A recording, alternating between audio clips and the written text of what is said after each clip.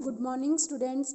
अज date हैगी बेटा 25 जनवरी और बिजनेस स्टडीज़ का बेटा जोड़ा आप चैप्टर बिजनेस फाइनांस कर चुके हैं मैं वो सारा एक बार गो थ्रू कर रही हूँ इस वीडियो के बिजनेस फाइनांस का मतलब थोड़ा मैं दस ही चुकी सी कि वो फाइनांस जिस आप बिजनेस में चलाने हैं, ठीक है।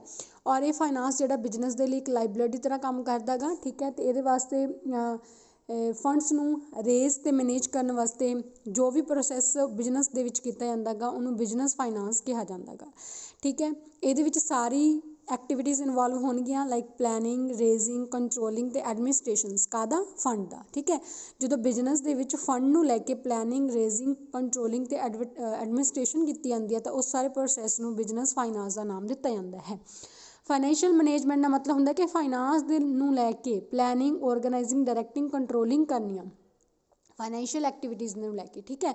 तो उन्होंने फाइनैशियल मैनेजमेंट का नाम दिता जाता गा। डेफिनेशन कर लो बेटा एक, ठीक है। हाँ, हॉवर्ड अपटन की भी अच्छी है कि financial management involve the application of general management principle to a particular financial operation, ठीक है। फिर उस बाद आप डिसीजनस करे सी। डिसीजन अपने को बेटा तीन तरह के सीगे, इन्वेस्टमेंट डिसीजन, फाइनांसिंग डिसीजन ते डिविडेंड डिसीजन, ठीक है। उस तो बाद आप पढ़िया सी इन्वेस्टमेंट डिसीजन। इन्वेस्टमेंट डिसीजन का मतलब होंगे कि इन्वेस्टमेंट नूं लैके भी तुसी अपना जिहड़ा फाइनांस आ वो फिक्सड एसेट्स विच इन्वेस्टमेंट करना है या करंट एसेट्स च करना है, किन्ना किन्ना करना गा ताकि तुहाडा कोई भी रिसोर्स जिहड़ा वेस्ट ना जाए। तो दो तरह की सी, एक लॉन्ग टर्म इन्वेस्टमेंट सी, एक बेटा शॉर्ट टर्म।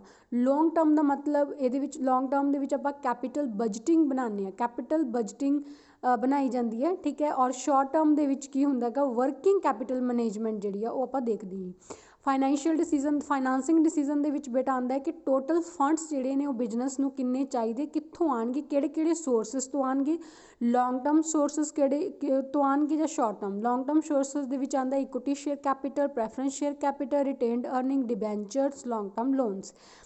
ये सारे डिसीजनस नूं फाइनैशियल डिसीजन कहते हैं। डिविडेंड डिसीजन का मतलब होंगे कि जो भी सरप्लस होएगा उन्होंने किस तरीके नाल डिस्ट्रीब्यूट करना है। कहने का मतलब कि अपने को डिसीजन तीन तरह के सीगे, इन्वेस्टमेंट नूं लैके, फाइनांस नूं लैके और डिविडेंड नूं लैके। ऑब्जैक्टिव्स पहला भी आप कर चुके हैं भी इसका मेन ऑब्जैक्टिव होंदा प्रॉफिट नूं मैक्सीमाइज़ करना, वैल्थ नूं मैक्सीमाइज़ करना, ठीक है। एडेकुएट फंड्स नूं प्रोक्योर करना, ठीक है। कैपिटल स्ट्रक्चर नूं ऑप्टिमम करना। फंक्शनस की होंदे ने एक फाइनैशियल मैनेजर दे, एक तो कैपिटल कितनी चाहिए है वह एस्टीमेट लगाना, नंबर 2 तो लिक्विडिटी बना के रखना, नंबर 3 तो फंड्स की इन्वेस्टमेंट करना और 4th तो फंड्स के सोर्स की चॉइस करना, ठीक है, चूज करना। फिर आंदा जी फाइनैशियल प्लैनिंग। फाइनैशियल प्लैनिंग का मतलब होंदा है कि जिहदे विच पहला तो ऑब्जैक्टिव डिटरमिन किया जाता है कि फाइनांस कित्थे यूज़ करना, आप जो फाइनांस इकट्ठा करना किस ऑब्जैक्टिव को अचीव करने लिए इकट्ठा करना है। फिर वो वास्ते पॉलिसीज़ बनाई जांदियां ने कि उस ऑब्जैक्टिव को किवें अचीव किया जा सकता गा। फिर वो वास्ते कोई प्रोसीजर जिहड़े ने वो डिटरमिन किए जाते हैं। ये सारा प्रोसैस फाइनैशियल प्लैनिंग दे विच आंदा है। तो जे आप फाइनैशियल प्लैनिंग की गल करिए तो अपने को 3 मेन चीज़ां जिहड़ियां आप प्लैन करते हैं, एक तो requirement of funds, procurement of funds, utilisation of funds, ठीक है। और इंपॉर्टेंस की सी एक क्यों की जाती है प्लैनिंग, एक तो साडे जिहड़े फंड है प्रॉपर यूटिलाइज होण, नंबर 2 तो साडे कोल एडेकुएट फंड्स इकट्ठे हो जान, फिर सारे फंक्शनस दे विच कोआर्डिनेशन बनिया रहे, इकॉनमी रहे, बचत होवे और प्रॉफिट जिहड़ा इनक्रीज़ होवे। लिमिटेशनस ये सीगियां, एक तो अपने कोल एक्यूरेसी की कमी पाई जाती है, फ्लैक्सीबिलिटी की कमी पाई जाती है। आने वाले समय में फोरकास्ट करना एक बहुत डिफिकल्ट टास्क है और जेकर चेंजेस आ जाते हैं साडी फाइनैशियल प्लैनिंग जी बेकार जाती है। टाइप्स की गल करिए अपने को 3 तरह की प्लैनिंग होंदी है। शॉर्ट टर्म 1 साल तक की होंदी है बेटा, मीडियम टर्म प्लैनिंग 1 तो 5 साल तक की होंदी है और लॉन्ग टर्म प्लैनिंग जी मोर दैन 5 ईयर्स तक की होंदी है।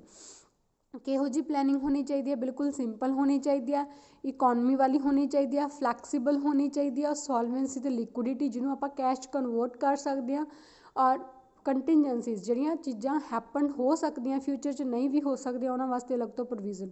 और डिफरेंस जरूर करना है कि फाइनैशियल मैनेजमेंट और फाइनैशियल प्लैनिंग दे विच की डिफरेंस है। और नैक्सट आंदा जी फैक्टर्स, एक प्लैन नूं सिलैक्ट करने लिए किहड़े फैक्टर्स इफैक्ट करते हैं। एक तो थोड़ी इंडस्ट्री का नेचर, फिर थोड़े कंसर्न की स्टैंडिंग और फ्यूचर प्लैन, थोड़े सोर्सिस की अवेलेबिलिटी। ਨੈਕਸਟ ਆਉਂਦਾ ਬੇਟਾ topic capital structure. Capital structure ਜਿਵੇਂ ਮੈਂ ਤੁਹਾਨੂੰ ਪਹਿਲਾਂ ਵੀ ਦੱਸ ਚੁੱਕੀ ਹਾਂ, ਇਹਦੇ ਵਿੱਚ ਆਪਾਂ ਦੋ ਚੀਜ਼ਾਂ ਦੀ ਰੇਸ਼ੋਜ਼ ਦੇਖਦੇ ਹਾਂ, ਓਨਰਸ ਦੇ ਫੰਡ ਦੀ ਔਰ ਬੋਰੋਡ ਫੰਡ ਦੀ। ਓਨਰਸ ਫੰਡ ਵਿੱਚ ਬੇਟਾ ਸ਼ੇਅਰਸ ਆਉਣਗੇ, ਬੋਰੋਡ ਫੰਡ ਦੇ ਵਿੱਚ ਕਰਜ਼ਾ ਆਏਗਾ। ਜਿਵੇਂ ਹੁਣ ਇੱਥੇ ਇੱਕ ਡਾਇਗਰਾਮ ਵੀ ਬਣੀ ਹੋਈ ਹੈ, ਕੰਪੋਜੀਸ਼ਨਸ ਦੋ ਨੇ ਆਪਣੇ ਕੋਲ, ਸ਼ੇਅਰ ਹੋਲਡਰ ਫੰਡਸ ਔਰ ਬੋਰੋਡ ਫੰਡ। ਸ਼ੇਅਰ ਹੋਲਡਰ ਫੰਡ ਦੇ ਵਿੱਚ equity share capital, preference share capital ਔਰ ਰਿਟੇਨਡ ਅਰਨਿੰਗਸ, ਇਹ ਤਿੰਨ ਆਉਂਦੇ ਨੇ। ਔਰ ਬੋਰੋ ਆਪਾਂ ਕੀ ਕੀ ਕਰ ਸਕਦੇ ਹਾਂ, ਡਿਬੈਂਚਰਸ, ਲੌਂਗ ਟਰਮ ਲੋਨਸ ਔਰ ਪਬਲਿਕ ਡੈਟ ਡਿਪੋਜ਼ਿਟਸ। ਠੀਕ ਹੈ, ਇਹ ਸਾਰਾ ਹੁੰਦਾ। ਇੱਕ ਹੁੰਦਾ ਫਾਈਨੈਂਸ਼ੀਅਲ ਲੀਵਰੇਜ ਔਰ ਟ੍ਰੇਡਿੰਗ ਔਨ ਇਕੁਇਟੀ। ਇਹਨੂੰ ਕੱਢਣ ਦਾ ਫਾਰਮੂਲਾ ਹੁੰਦਾ ਡੈਟ ਨੂੰ ਡਿਵਾਈਡ ਕਰ ਦਿਓ ਇਕੁਇਟੀ ਨਾਲ, ਤੁਹਾਡੇ ਕੋਲ ਫਾਈਨੈਂਸ਼ੀਅਲ ਲੀਵਰੇਜ ਨਿਕਲਿਆ। ਵੈਰੀ ਵੈਰੀ ਇੰਪੋਰਟੈਂਟ ਕਿ ਕਿਹੜੇ ਕਿਹੜੇ ਫੈਕਟਰਸ ਨੇ ਕੈਪੀਟਲ ਸਟਰਕਚਰ ਨੂੰ ਇਫੈਕਟ ਕਰਦੇ ਨੇ। ਇੱਕ ਤਾਂ ਆਪਣਾ ਪੜ੍ਹ ਹੀ ਚੁੱਕੇ ਸੀ ICR, interest coverage ratio, capital ਦੀ ਕੋਸਟ, ਫਾਈਨੈਂਸ਼ੀਅਲ ਦੀ ਰਿਕੁਆਇਰਮੈਂਟ ਦਾ ਨੇਚਰ, ਇਨਵੈਸਟਰਸ ਦੀ ਟਾਈਪ, ਮਾਰਕੀਟ ਕੰਡੀਸ਼ਨਸ ਕੈਪੀਟਲ ਦੀਆਂ, ਔਰ ਕੰਪਨੀ ਦੇ ਕੰਟਰੋਲ ਅਤੇ ਫਲੈਕਸੀਬਿਲਿਟੀ।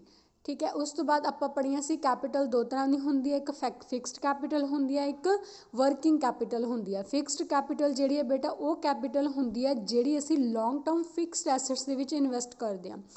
ਠੀਕ ਹੈ, ਇਹਦੇ ਵਿੱਚ ਜਿਵੇਂ ਲੈਂਡ, ਬਿਲਡਿੰਗ, ਮਸ਼ੀਨਰੀ, ਇਹ ਸਾਰੇ ਫਰਨੀਚਰ, ਮੋਟਰ ਵਹੀਕਲਸ, ਇਹ ਸਾਰੇ ਫਿਕਸਡ ਕੈਪੀਟਲ ਦੇ ਵਿੱਚ ਕਾਊਂਟ ਹੁੰਦੇ ਨੇ।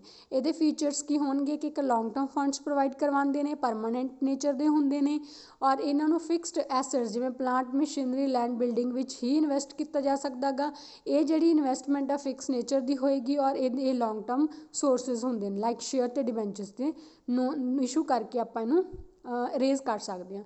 ਕਿਹੜੇ ਕਿਹੜੇ ਫੈਕਟਰਸ ਇਫੈਕਟ ਕਰਦੇ ਨੇ, ਵੈਰੀ ਇੰਪੋਰਟੈਂਟ ਹੈ। ਬਿਜ਼ਨਸ ਦਾ ਨੇਚਰ ਇਫੈਕਟ ਕਰਦਾ ਗਾ, ਆਪਰੇਸ਼ਨ ਦਾ ਸਕੇਲ ਇਫੈਕਟ ਕਰਦਾ ਗਾ, ਟੈਕਨੀਕ ਦੀ ਚੋਇਸ, ਮਾਡਰਨਾਈਜੇਸ਼ਨ, ਗਰੋਥ। ਦੂਸਰੀ ਕੈਪੀਟਲ ਤੁਹਾਨੂੰ ਮੈਂ ਦੱਸਿਆ ਸੀ ਵਰਕਿੰਗ ਕੈਪੀਟਲ ਹੁੰਦੀ ਹੈ, ਜਿਹੜੀ ਕਿ ਇੱਕ ਬਿਜ਼ਨਸ ਦੇ routine work, day to day activities ਨੂੰ ਕੰਪਲੀਟ ਕਰਨ ਦੇ ਲਈ ਜਿਹੜੀ ਆਪਾਂ ਨੂੰ ਕੈਪੀਟਲ ਚਾਹੀਦੀ ਹੈ, ਉਹਨੂੰ ਆਪਾਂ ਵਰਕਿੰਗ ਕੈਪੀਟਲ ਕਹਿੰਦੇ ਹਾਂ।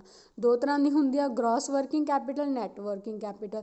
ਗਰੋਸ ਵਰਕਿੰਗ ਕੈਪੀਟਲ ਦਾ ਮਤਲਬ ਹੁੰਦਾ ਆਲ ਦਾ ਕਰੰਟ ਐਸੈਟਸ। ਕਰੰਟ ਐਸੈਟ ਜਿਵੇਂ ਸਭ ਨੂੰ ਪਤਾ ਹੀ ਹੈ, ਸ਼ਾਰਟ ਟਰਮ ਐਸੈਟਸ ਹੁੰਦੇ ਜਿਵੇਂ cash, bill, receivable, prepaid expenses ਔਰ ਇਨਵੈਂਟਰੀਜ਼ ਹੋ ਗਿਆ। ਔਰ ਨੈਟ ਵਰਕਿੰਗ ਕੈਪੀਟਲ ਦਾ ਮਤਲਬ ਹੁੰਦਾ ਜਦੋਂ ਤੁਸੀਂ ਕਰੰਟ ਐਸੈਟਸ ਦੇ ਵਿੱਚੋਂ ਕਰੰਟ ਲਾਇਬਿਲਿਟੀਜ਼ ਨੂੰ ਮਾਈਨਸ ਕਰ ਦਿੰਦੇ ਹੋ।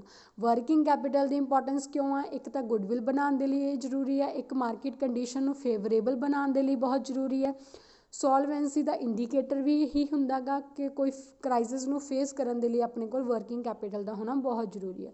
ਇਹਨੂੰ ਵੀ ਸੇਮ ਉਹੀ ਵਾਲੇ ਫੈਕਟਰਸ ਇਫੈਕਟ ਕਰਨਗੇ ਜਿਹੜੇ ਫਿਕਸਡ ਕੈਪੀਟਲ ਨੂੰ ਕਰਦੇ ਆ, like nature of the business, scale of operation, production the life cycle ਹੋ ਗਿਆ, ਗਰੋਥ ਦਾ ਪ੍ਰੋਸੈਸ ਹੋ ਗਿਆ, ਸੀਜ਼ਨ ਹੋ ਗਿਆ, ਔਰ ਇਨਫਲੇਸ਼ਨ ਹੋ ਗਿਆ। That is a very very important ਕਿ ਫਿਕਸਡ ਕੈਪੀਟਲ ਔਰ ਵਰਕਿੰਗ ਕੈਪੀਟਲ 'ਚ ਕੀ ਡਿਫਰੈਂਸ ਹੈ, ਤੁਸੀਂ ਖੁਦ ਕਰ ਲੈਣਾ। ਇਹਦੇ ਨਾਲ ਹੀ ਸਾਡਾ ਚੈਪਟਰ ਜਿਹੜਾ ਬੇਟਾ ਫਿਨਿਸ਼ ਹੁੰਦਾ ਗਾ। ਹੋਪਸ ਤੁਹਾਨੂੰ ਇਹ ਸਾਰਾ ਚੈਪਟਰ ਕਲੀਅਰ ਹੋ ਗਿਆ ਹੋਏਗਾ। ਥੈਂਕ ਯੂ ਬੇਟਾ।